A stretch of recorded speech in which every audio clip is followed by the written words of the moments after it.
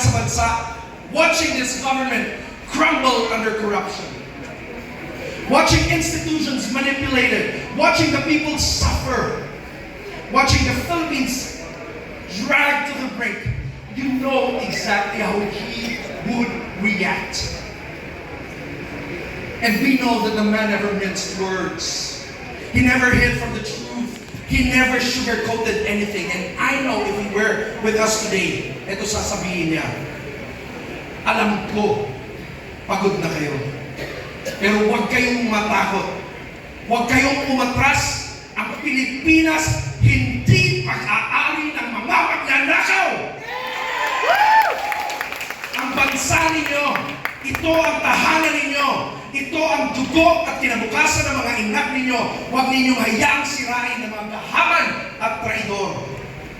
And perhaps he would be pointing his finger on us, piercing our conscience, as he would say, kung mahal ninyo ang bansa, ipaglaban ninyo. Lumaban kayo para sa Pilipinas, katulad ng paglaban ko noon.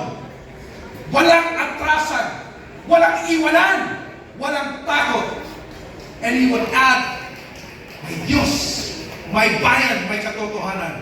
At pag nagsama ang tatlo, walang makakapigil sa inyo. And he would say, ang pinakamasakit pero pinakatotoo, pag lumuhod kayo ngayon, luluhod ang mga anak ninyo bukas. Pero pag tumayo kayo ngayon, tatayo ang buong Pilipinas! So mga kababayan, the answer is here, the answer is now, the answer is us. And I believe this is the moment He has prepared all of us for, and also the moment He has sacrificed His life for. Not for chaos, not for violence, but for courage and understand that God is watching us, history is watching us, the world is watching, and our children are also watching.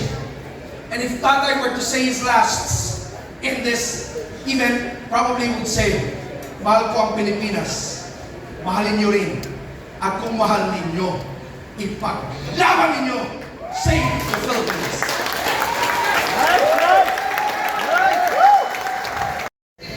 The Save the Philippines Coalition is not just another organization. It is a voluntary movement of citizens who refuse to surrender hope. It is an alliance of patriots from diverse sectors and backgrounds, united by one purpose: to restore integrity in leadership, accountability in governance, and dignity to the Filipino people. We heed the call of former President Rodrigo Roa Duterte, a call to action, to courage, and to patriotism, to save the Republic.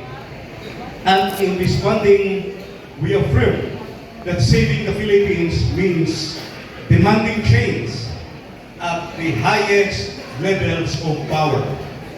It means confronting the failures and abuses that plague our government and standing firm for what the Constitution demands: rightful succession and responsible leadership. As we launch this movement today, we also launch a renewed spirit of unity and purpose. Let this assembly be the starting point of a nationwide awakening, where citizens no longer remain silent, but speak, act, and stand together for truth, reform, and justice. To all those who come from near and far, from Luzon, Visayas, and Mindanao, welcome. Thank you for choosing courage over comfort and patriotism over apathy. Your presence proves that the Filipino spirit, no matter how challenged, will never yield to tyranny and corruption. Together, let us declare with strength and faith, we will save the Philippines. Maraming salamat. Mabuhay tayong lahat. Mabuhay ang ating bayan.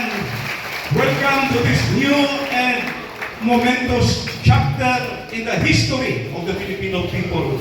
God save the Philippines.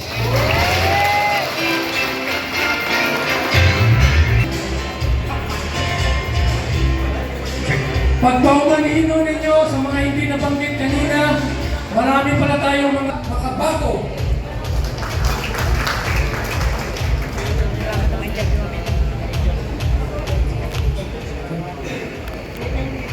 Former Mayor Tony Tanug, palakpakan po natin. Former Governor Abu Muhammad Sarangani. Former Congressman Faisa Dumarpa.